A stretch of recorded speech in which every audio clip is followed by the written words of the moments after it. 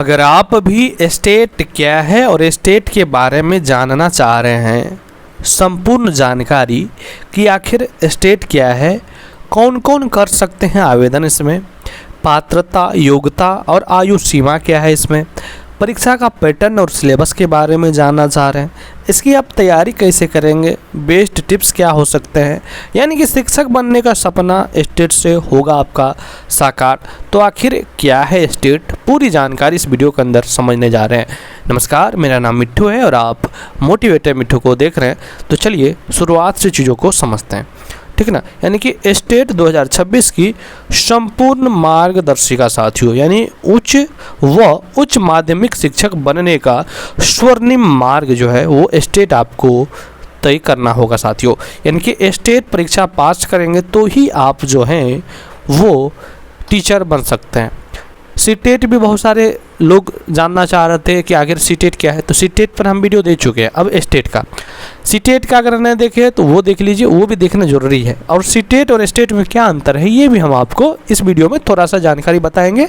वैसे एक वीडियो आएगा वो कि जो कि पर्सनल, जिसमें हम सीटेट और स्टेट के बारे में दोनों चीज़ों को बात करेंगे। आखिर सीटेट करेंगे तो क्या हो सकता है, स्टेट करेंगे तो क्या हो सकता है। तो चलिए समझते हैं कि आखिर स्टेट परीक्षा क्या है। यानी स्टेट का अर्थ होता है साथियों स्टेट टीचर एलिजिबिलिटी टेस्ट, यानी यह राज्य सरकारों जैसे कि BSCB यानी बिहार द्वारा आयोजित की जाने वाली एक प्रतिष्ठित पात्रता परीक्षा है। राजकीय उच्च माध्यमिक यानी हाई स्कूल और उच्च माध्यमिक यानी 10+2 विद्यालयों में विषयवार शिक्षक बनने के लिए इस परीक्षा को उत्तीर्ण करना कानूनी रूप से अनिवार्य है साथियों। अब हम बात कर लेते हैं कि आखिर स्टेट के दो अत्यंत महत्वपूर्ण पेपर्स यानी पेपर 1 और पेपर 2। तो देखिए, माध्यमिक स्तर यानी TGT ग्रेड यानी कक्षा 9वीं और 10वीं के शिक्षकों का जो है वो शिक्षक बनने के लिए इसके तहत गणित, विज्ञान, सामाजिक विज्ञान एवं विविध भाषा का विषय शामिल है साथियों। यानी आप पेपर 1 पास करते हैं तो 9th और 10th के शिक्षक आप बनेंगे साथियों। वहीं पर पेपर 2 में यानी PGT ग्रेड यानी उच्च माध्यमिक स्तर, तो कक्षा 11वीं और 12वीं के विषयों का शिक्षक बनने के लिए आपको पेपर 2 पास करना पड़ेगा। यानी इस स्तर पर विषय विशिष्टता जैसे कि फिजिक्स, केमिस्ट्री, कॉमर्स आदि आवश्यक है यहाँ पर साथियों। समझ रहे बातों को, मतलब अगर आप आसान भाषा में समझे तो पेपर 1 आपको जो है 9th-10th के लिए देना होगा और 11th-12th के लिए पेपर 2 पास करना पड़ेगा। अब हम जान लेते हैं कि आखिर शैक्षणिक योग्यता के बारे में। यानी पेपर 1 में देखिए क्या चाहिए, तो संबंधित विषय समूह में न्यूनतम 50% अंकों के साथ स्नातक यानी ग्रेजुएशन या स्नातकोत्तर या PG और BEd डिग्री उत्तीर्ण होनी ही चाहिए। अगला पेपर 2 में यानी संबंधित निर्दिष्ट विषय में न्यूनतम 50% अंकों के साथ स्नातकोत्तर, यानी आप अगर 9th-10th के शिक्षक बनेंगे तो आप ग्रेजुएशन की है तो बन जाएंगे, लेकिन 11th-12th के लिए आपको PG यानी कि आपको MA, MSc, M.Com करना पड़ेगा, ठीक है। और BEd डिग्री तो उत्तीर्ण करना ही पड़ेगा, तो ही आप जो है वो बन सकते हैं साथियों। समझ रहे हैं? आगे जानिए कि आखिर ऑनलाइन परीक्षा की मुख्य विशेषताएं। यानी यह जो परीक्षा होगी वह कंप्यूटर आधारित परीक्षा होगी। तो यह परीक्षा पूर्णतः ऑनलाइन मोड यानी CBT के माध्यम से आयोजित की जाएगी। इसमें 150 प्रश्न रहेंगे, 150 मिनट मिलेंगे। परीक्षा को पूरा करने के लिए 2.5 घंटे यानी कि 2 घंटे 30 मिनट का पर्याप्त समय मिलता है आपको। कोई निगेटिव मार्किंग यहाँ पर नहीं है, यानी कि गलत उत्तरों के लिए कोई अंक आपके नहीं कटते हैं, तो इसलिए सभी प्रश्नों को जो है वो हल करना उचित आपके लिए होगा। आगे जानिए कि आखिर परीक्षा संरचना एवं विषय वार जो है आपके यानी किस विषय से यहाँ पर कितना भार है। मतलब देखिए, अंकों का सटीक बंटवारा, विशिष्ट विषय यानी स्पेसिफाइड सब्जेक्ट्स 100 अंक होंगे। इसके बाद शिक्षण, कला एवं दक्षता में आपके जो है वो 50 अंक रहेंगे साथियों यहाँ पर, यानी 66.6% रहेंगे इधर का विषय। और आपके जो है वो पेडागोजी और आपके जो है जीके से आपके जो है वो 33.3% आपको यहाँ पर देखने को मिलेंगे साथियों। इसके बाद समझिए चीज़ों को कि श्रेणीवार न्यूनतम क्वालिफाइंग अंक। देखिए, सामान्य वर्ग यानी कि जनरल के जो है वो 75 अंक, ठीक ना। इसके बाद जो है यानी कि इतना क्वालिफाइंग है। पिछड़ा वर्ग यानी BC के 68.25 अंक, ये अंक की हम बात कर रहे हैं।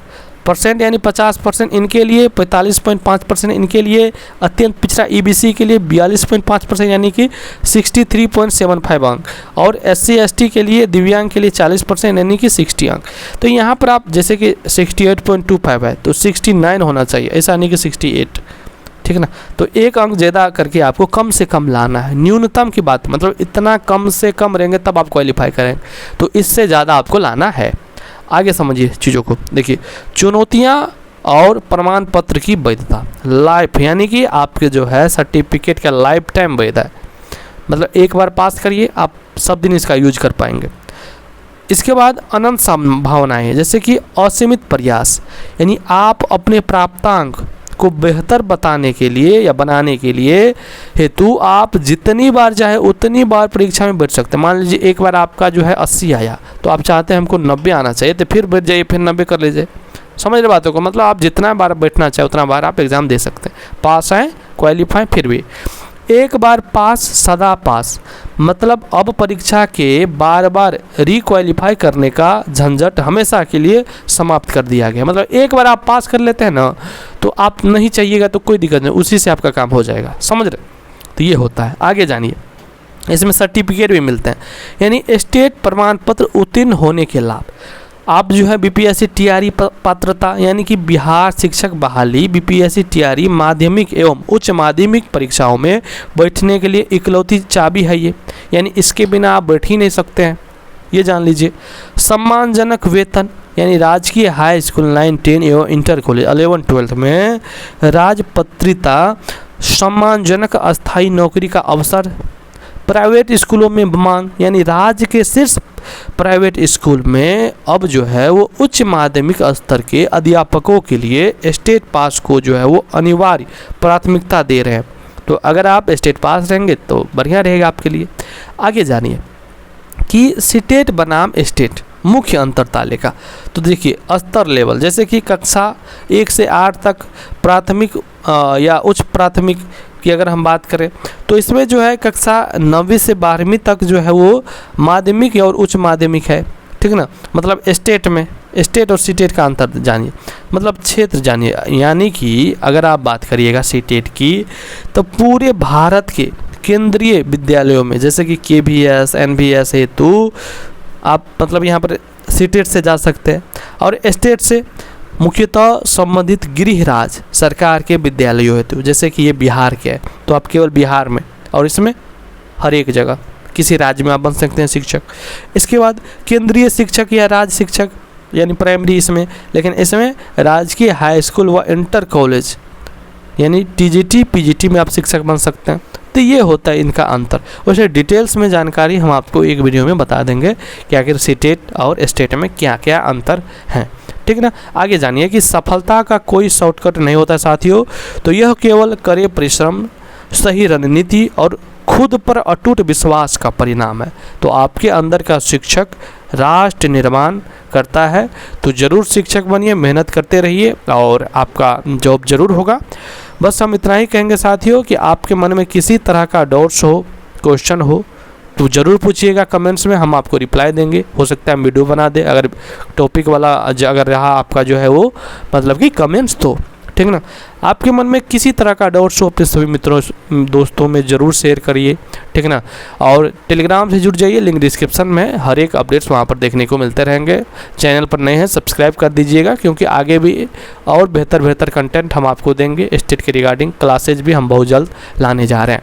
धन्यवाद साथियों।